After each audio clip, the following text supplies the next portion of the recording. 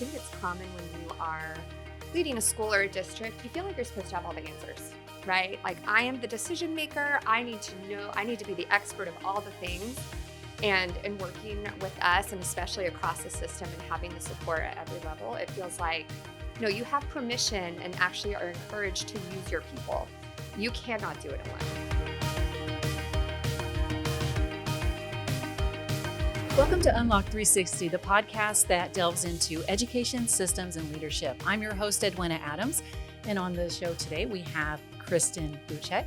She is the Systems Improvement Coach for LTL 360, along with Heather Topacio, the Director of Elementary Education in Vallejo City Unified School District, and Cassie Gossett, the Director of Categorical Grants in Vallejo City Unified School District. Thank you for joining us today. Make sure to stick around to the end of the episode to receive your coaching session driven by a research-based leadership competency assessment. Check out the link in the description and you can get the 4 key steps you must take now to stop your educators from leaving. Heather and Cassie, will you tell us a bit about yourself and your work with Vallejo City Unified School District? I joined Vallejo City Unified in just before 2002 as a teacher, then became a teacher leader, and ultimately a principal and then director of elementary programs. I've been in my current role for about 4 years, and I'm excited to lead, the instructional improvements that we're pushing forward in our district. Nice. And you, Cassie?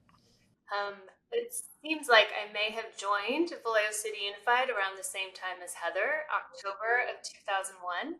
I came in as a support teacher and then moved into a teacher leader role before working with categorical programs.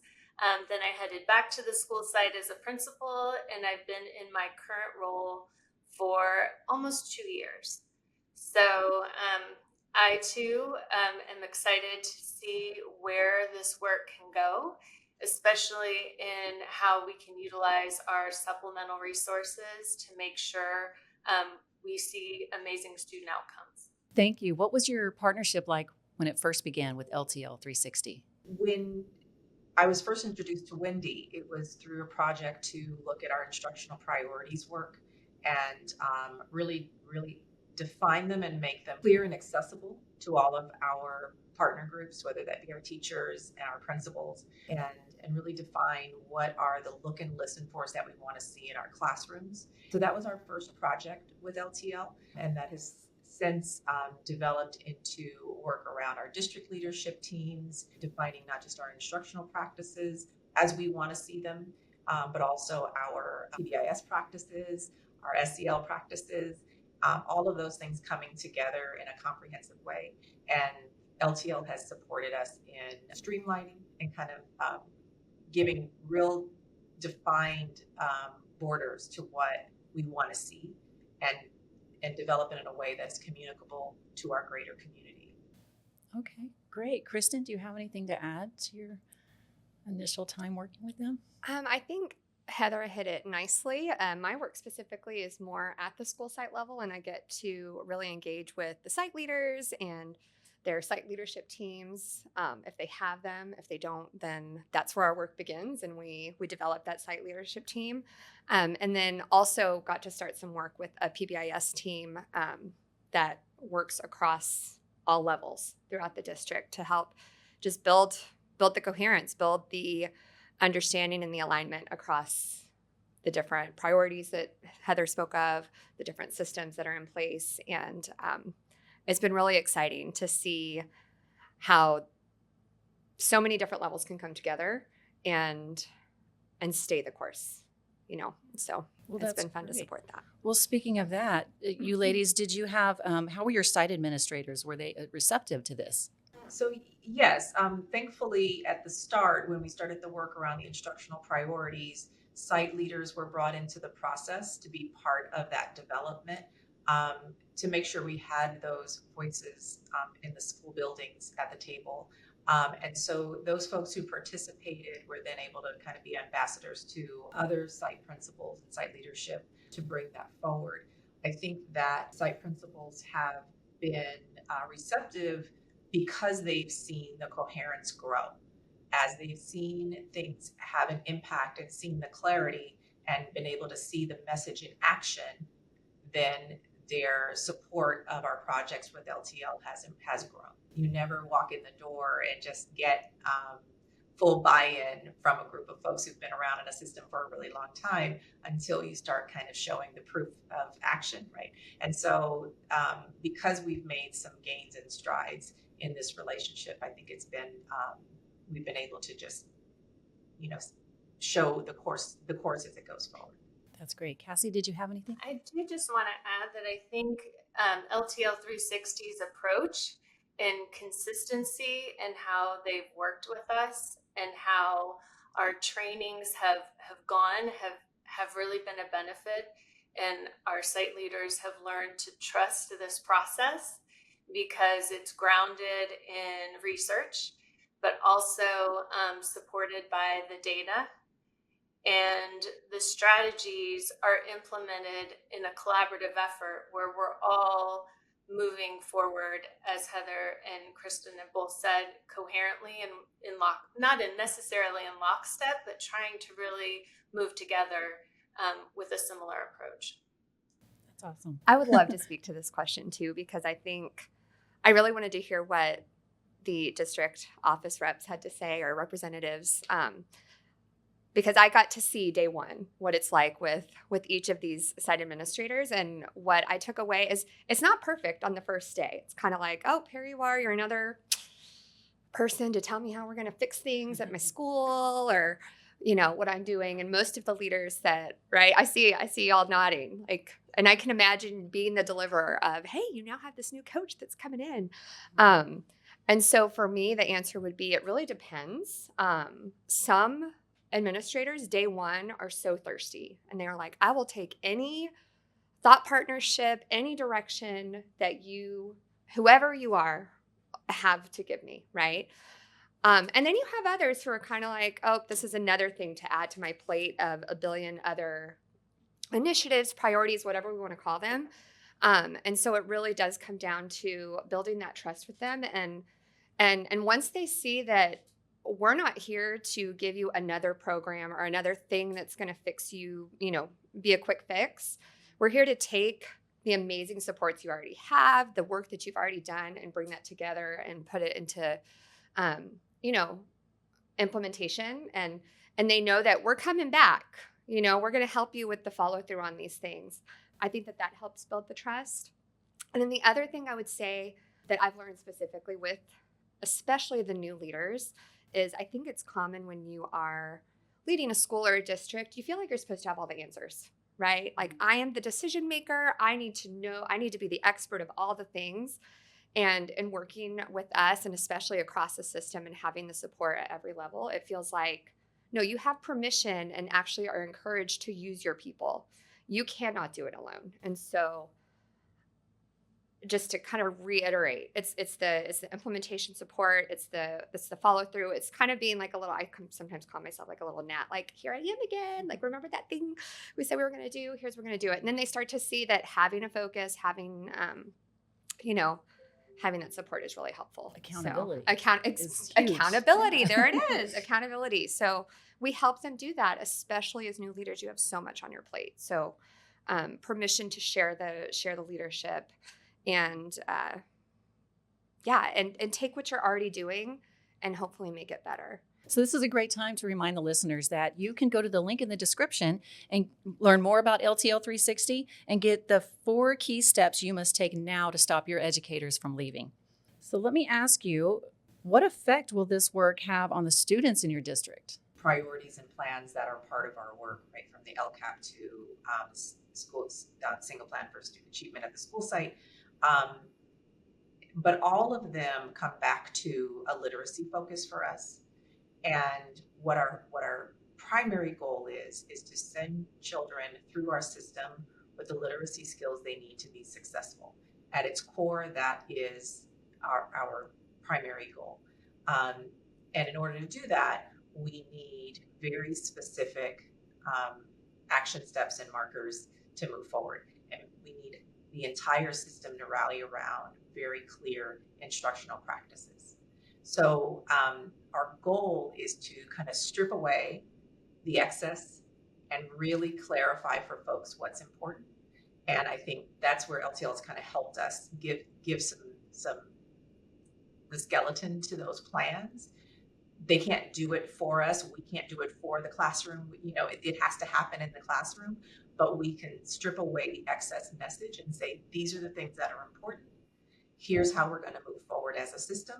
Here are the non-negotiables.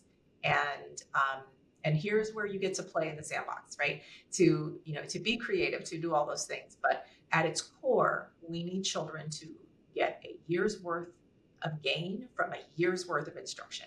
And so if we are successful in sending that message, and we are successful in getting those types of actions to occur in the classroom, then we'll see the benefit to our kids.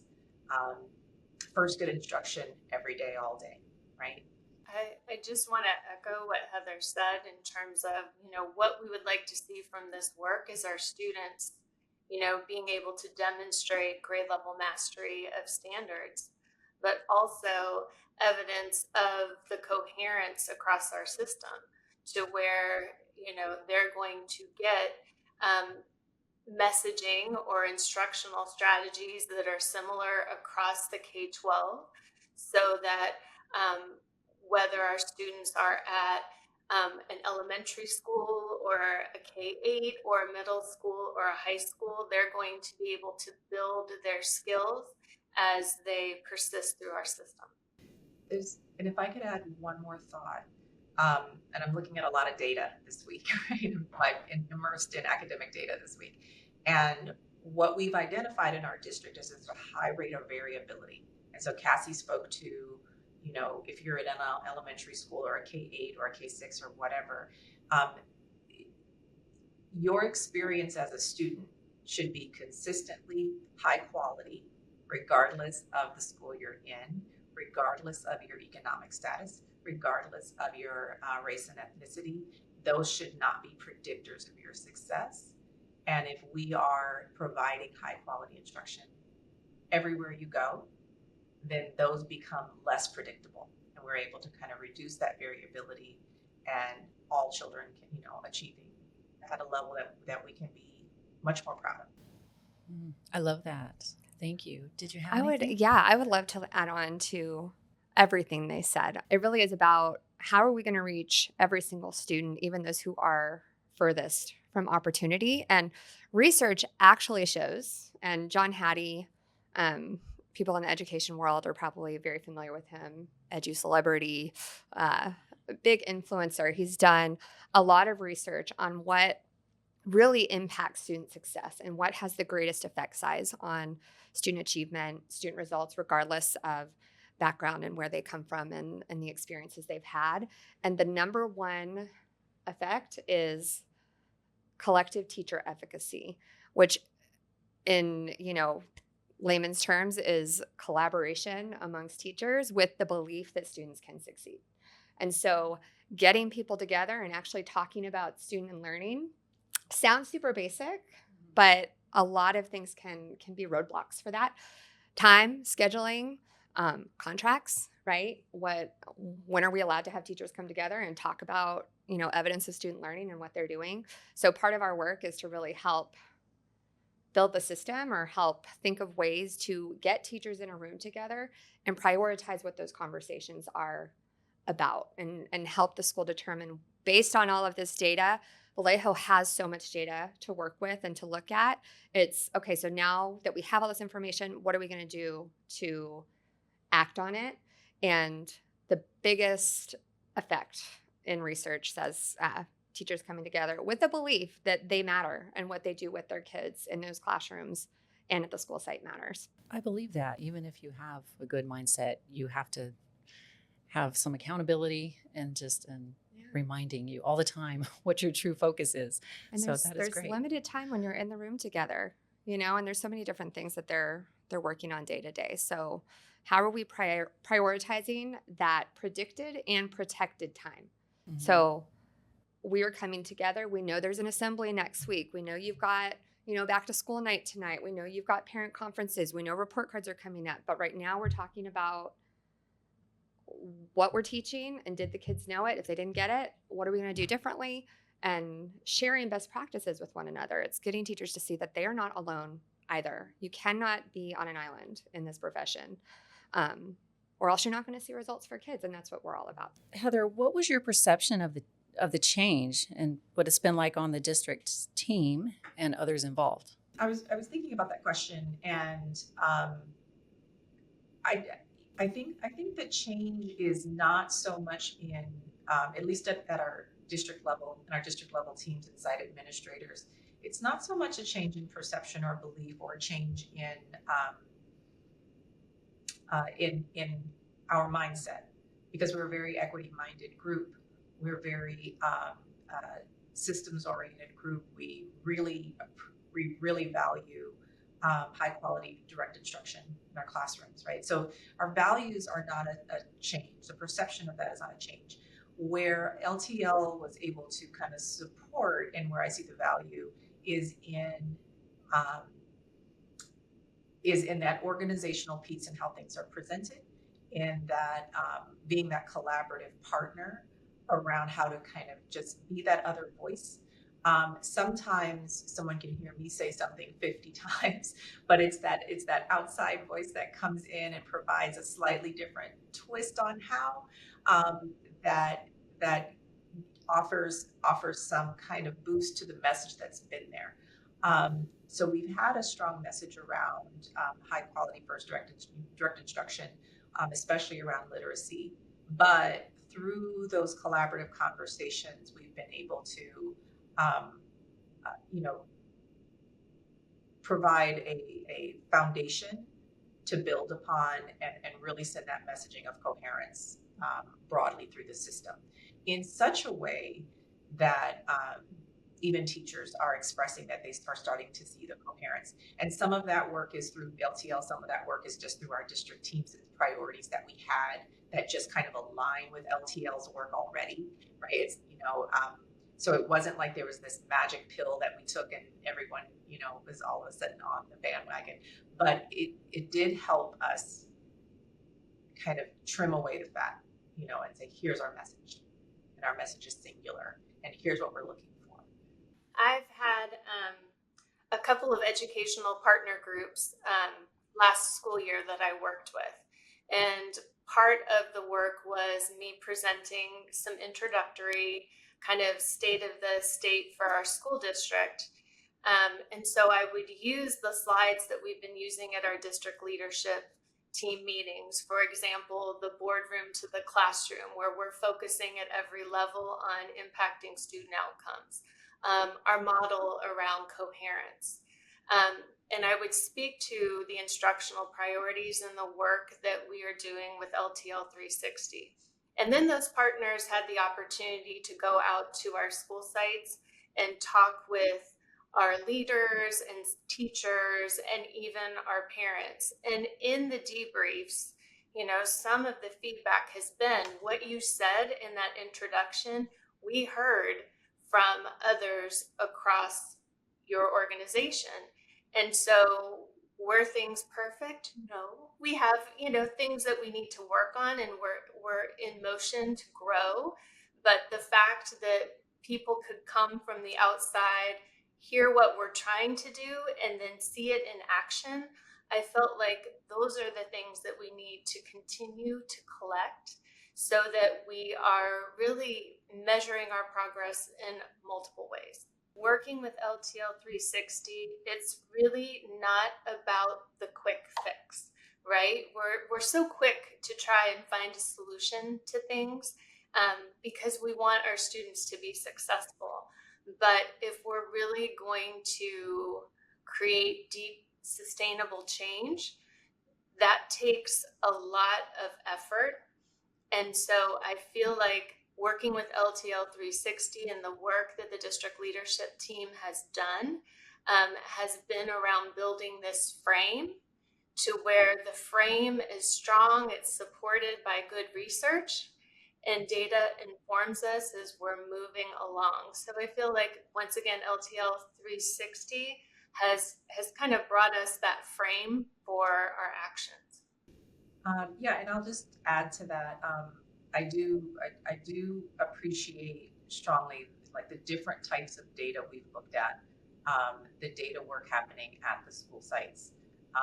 I've seen Kristen in action with site leadership teams and just refocusing them around the data, and then refocusing those conversations to be around actions related to the data.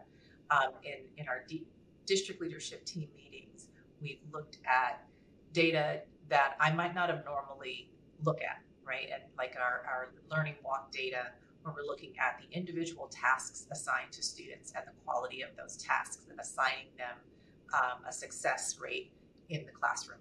As an observer in a classroom, I might not typically have made note of those things, but now I do. So that has been a new way of looking at observational data that is new for us, and that I think is supportive of the work we're doing. And the other thing is, we talk about the work of LTL and leading district leadership teams, but there's also been this release back to the district leaders, the actual VCUSD leaders, to so that it's not just the sage on the stage saying, "Hey, we're the experts and we're going to tell you how to do it," but that release back to district and site leaders to be the messengers of the work as well. And so that's really important, because we don't intend for LTL to be here forever, right? And so building capacity is a big piece. I know, so sad. I know. But that is the goal. I mean, it's all about sustainability, Right. We want to, and so it is that sustainability piece, as we've learned some strategies and practices, and again, how to trim the excess away and stay focused on a singular important message. I think that capacity building has been important as well. Yeah, I just want to add on to that. I really want to commend the leaders, not just the ones sitting here on the screen, but the others who have every single person is involved somehow. So I've worked with schools where, yes, we are, aiming towards the same sort of systems improvement and coherence and leadership at all levels.